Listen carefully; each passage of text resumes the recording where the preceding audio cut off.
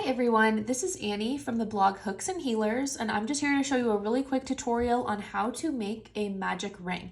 This is something I wish I learned much earlier on in my crochet journey. It's super helpful and easy to make. It's my favorite way to start anything like a granny square, you name it, anything in the round.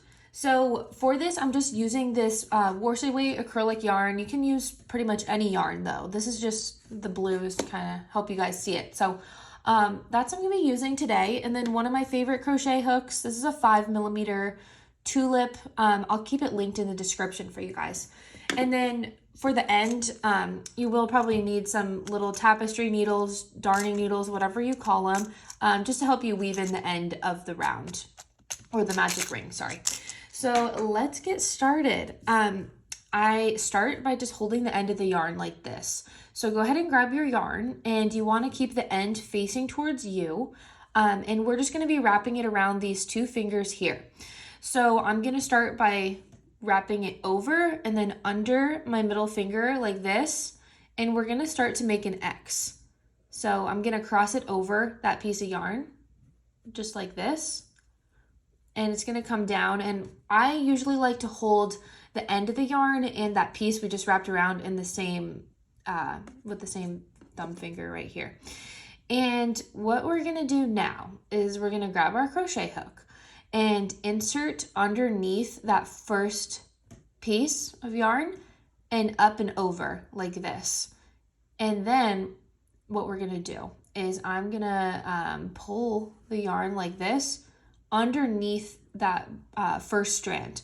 So we should have something that's kind of looking like this. And at this point, very carefully, I take my fingers out, and to secure this ring we have now, I'll do just a chain 1. But depending on what you're working on, you might need to do a chain 2 or something. So for instance, a granny square, I like to start with a chain 2. And I'm going to go ahead and work the first round of a granny square to show you how we close the magic ring. So I'm just going to do that really quick off camera.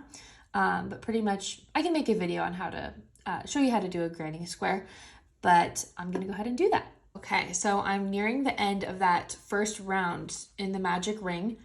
This is what it's looking like. It is the start of a granny square. It doesn't really look like it right now, but I'm going to show you what we do here. And this is what I love about the magic ring, is you can get a really tight center that's very secure and looks super neat. So all we do is we take this end strand and we pull it like that.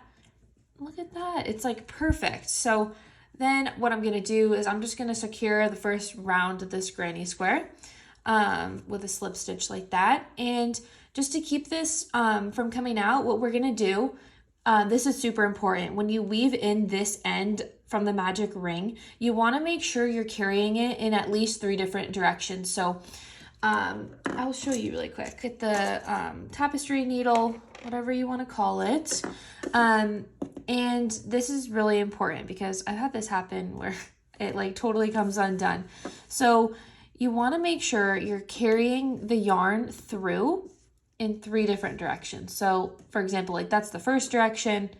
This would be the second.